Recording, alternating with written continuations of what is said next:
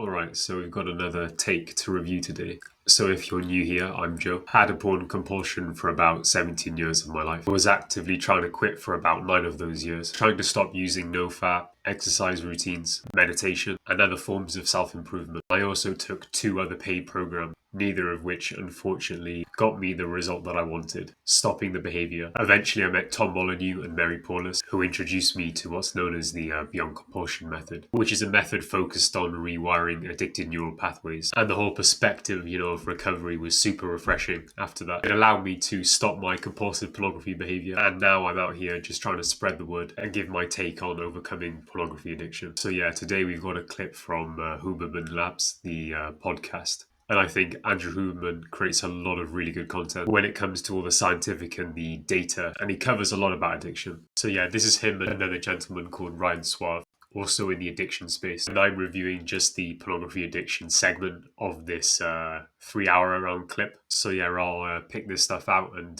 we'll just react to the content, try and extract the the big lessons out of the talk. So let's get to the first clip. It was having the same impact on the brain in young men as crack cocaine. I mean, it's extremely powerful.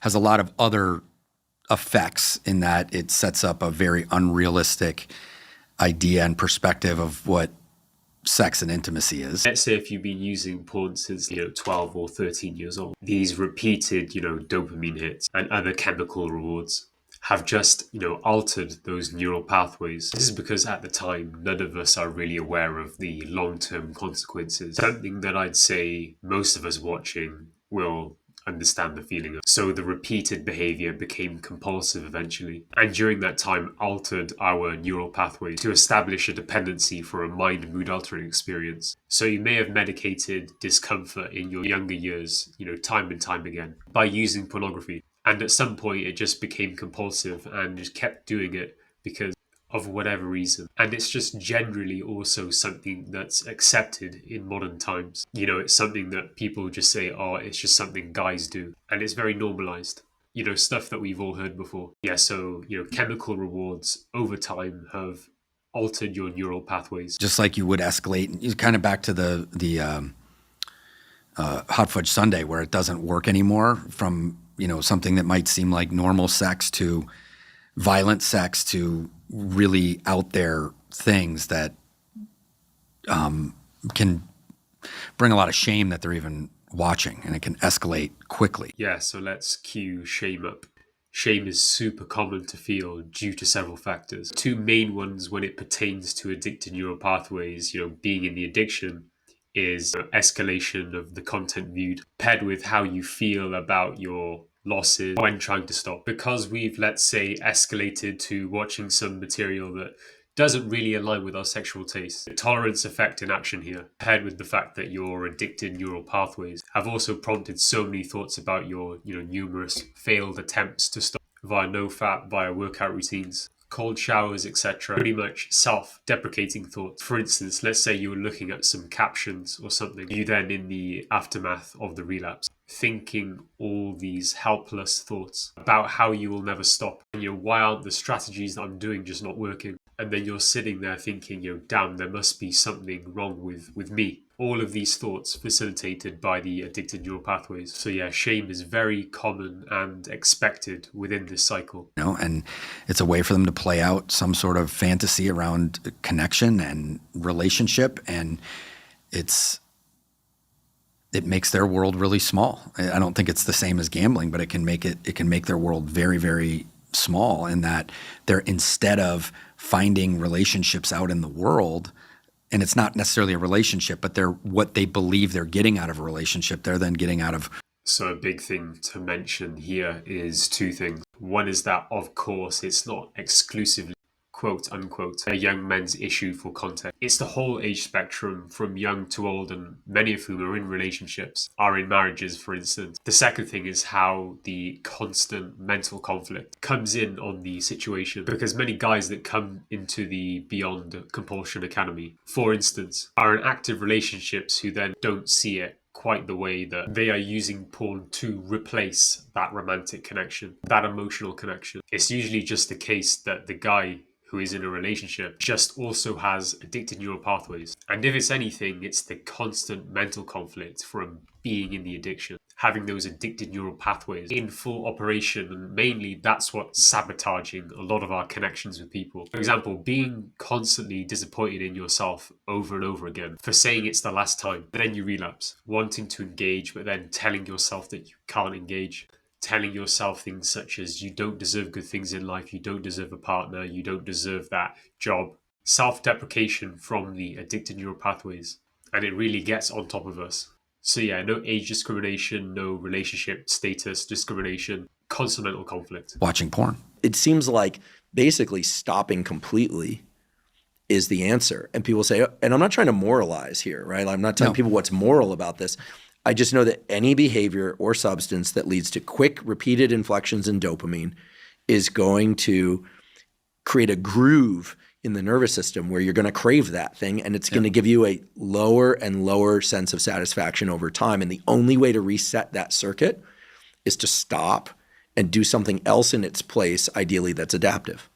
These are people that are asking you how they can. And what takes its place is a very important decision to make. So yeah, Huberman explained that pretty well. And yes, stopping is the best outcome here. And since we all know that if we were to say occasionally use porn or cut down our pornography usage, let's say to X times per week or something, the main thing here is what keeps us wanting more is engaging in the behavior. Because every time you engage, you end up with increased desire for the next hit because you chose the path which was prompted by those addicted neural pathways. And it just reestablishes the pathway and the craving again if you decide to engage again. For example, the thought of one more time, one peak won't hurt. And then we often just end up wanting even more after that, going back into relapsing frequently.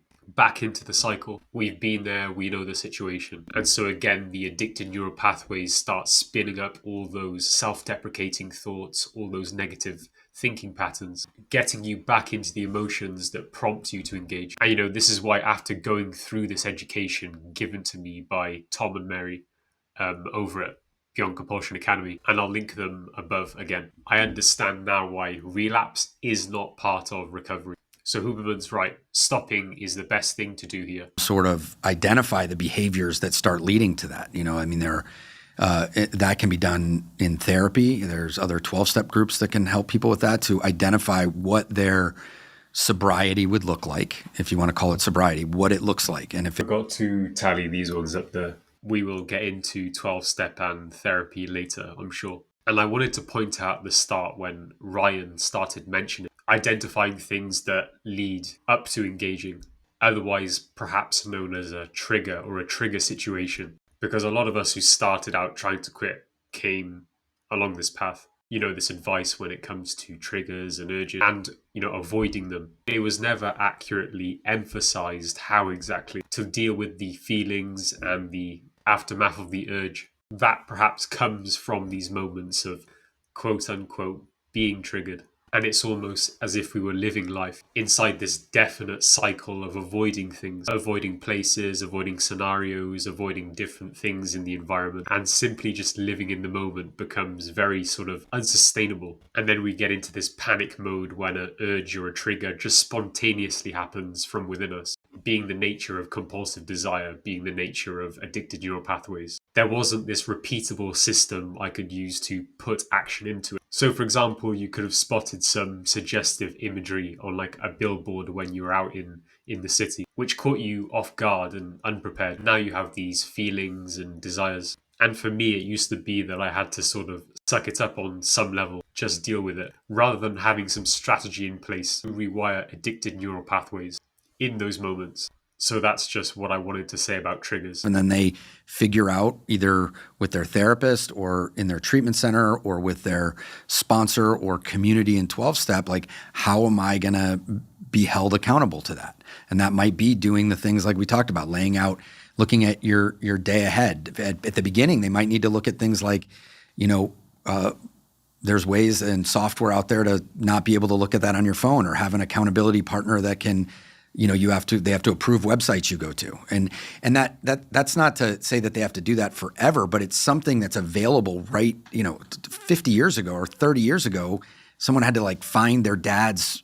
Yeah, this is tough. So it's clear that a lot of guys who I was in the past paid programs with for stopping porn, and also including now in the Beyond Compulsion Academy, a lot of guys have tried all these things, trying therapy, 12-step groups, no-fap forums, and a lot of them were, still in the compulsion despite trying all these things. And because there are a lot of variables at play here, and perhaps those said methods do individually have their own benefits, but for stopping the compulsive pornography behavior, those addicted neural pathways need to be connected with directly, embraced directly. And these methods tend to really miss the mark on that aspect. They seem to not present the mechanism in order to do that, connect with addicted neural pathways. And the goal is to rewire those neural pathways. For example, we know that therapy can be an amazing tool to uncover perhaps things that led up to you using pornography in the very first place, and perhaps a degree of the emotional conditioning which has developed over all that time. And yes, of course, therapy is a lot more nuanced than that. But because these strategies are not directly connecting with those addicted neural pathways during that critical moment of compulsive desire, when it happened, we don't address the engine of the addiction directly. And this concept also applies to, blocking software as well as accountability partners, because it doesn't connect directly with the addictive mechanism. And blocking software as well as accountability partners assigns you mentally to that position of feeling helpless, feeling that you don't have the power to make a choice. So yeah, we want to avoid the mental positions that come with being an accountability partner using blocking softwares. So yeah, it's important to ascertain the most effective strategy to stop your compulsive behavior. Some things are best avoided entirely. Are there specific 12-step programs for porn addiction that are separate from, say, sex addiction? If people look it up, I'm sure there's meetings out there that are specific to that. There are some treatment centers that have tracks that deal specifically with that. There's therapists that work very closely with that. And I believe that there are some 12-step, there's pretty much 12-step programs for any sort of, within. So a good point to highlight something. It is important that you do reach out for help in order to get assistance in stopping. At this point or at some point, we all came to the decision that we're no longer okay with this behavior and that we had higher standards for ourselves. And then when you're out there seeking coaching and you're looking at all the solutions out there for your situation, really try to ascertain, whether they have a robust understanding of the problem at hand. Take as long as you need to take to ask all the questions that you need to ask, and feel free to press on those questions when you ask them, because it's important to get this right. Having addicted neural pathways, it's a big obstacle in our life, so we're looking for something that works, rewires the addicted part of the mind. So you could go to a therapist or a 12-step group by all means, but do your due diligence when asking those questions, because you want to figure out if they have the specific problem knowledge for compulsive pornography behavior and how to actually navigate the experience of being in the addiction. So yeah, make sure you ask all the questions you need to ask when looking for help. The reasons I wanted to discuss this today is because I hear about it so much. Is unlike alcohol or drugs, there's a kind of extra layer of shame associated with pornography addiction for people. So many times we've heard, like this celebrity was an alcoholic or drug addict, wrapped their car around a pole, was arrested, this and that. Then they get sober and everyone still loves them more, right? If we knew that a given celebrity was like a porn addict or something, we look at that person differently. Yeah, as said before, shame is a common thing that we've all experienced when in this cycle. Having gone on podcast and going ahead to talk about that experience, I had the same thoughts and feelings about it, the potential shame that I would feel. But then that never happened, and people seem to just be pretty understanding. So I wouldn't subscribe to Andrew's take on pornography addiction being singled out in that way that he described just yet. But yeah, because repeated attempts to quit and the constant mental conflict facilitated by being in an addiction, shame is a totally expected experience within the addiction. For example, it's the 100th one last time, or you just hate the fact that you've just relapsed after going on campsites. But you still want to do it. That all gets mixed up and you just get mentally derailed from it all. Yeah, shame is definitely expected here. Absolutely, regardless of whether it's even rational or not. And know that it's, a symptom of all of this. There's nothing wrong with you as a person. And yeah, I was in that mental place for years, and you guys don't have to make the same mistake. Area or go to a meeting or something like that because of the stigma. So it's good that you've opened up the ability for people to do that, but to continue to direct them back to, let's try to treat this like we would any other addiction, at least from the standpoint of you've got to talk about it. You've got to have some sort of admission. You've got to be able to find a community around it. You want to be able to do work, most likely with a therapist or a team of therapists that can help you understand what's driving that behavior. These guys are, experts respectively, and they have the credentials. And this doesn't detract from them by any means. But it's what I come across, time and time again. There's this sense of a lack of certainty or a lack of confidence, perhaps, in the answers that they are giving, because they're not successful in articulating practical things to implement in the first person experience of being in the addiction. And it definitely does make sense to many of us here. We were just totally stumped on how to solve this issue, how to stop the behavior. And I remember sitting there and thinking, what the hell is going on? Why can't I stop? There must be something simple that I'm missing, something that I'm not understanding in the current paradigm that I'm in. For example, it's totally different understanding the mechanisms, neuroscience of addiction, let's say, but then to articulate how to navigate the first person experience, the first person perspective of being in an addiction is totally different. And yeah, I really only understood the reality of how to deal with my addicted neural pathways correctly after meeting Tom Molyneux and Mary Paulus and learning the Beyond Compulsion method, getting third time lucky with the whole paid programs of trying to stop. And I'd say that this appears to be the most effective solution out there right now. That's why I think it's, a no-brainer for me to help this cause. If you resonate with any of the stuff that we've talked about today, any of the points that I brought up, always feel free to book a call in the link below. And yeah, we can see if what Tom and Mary taught me would also help you to stop. And remember, ask as many questions as you need to ask. Just get clear that it's something for you.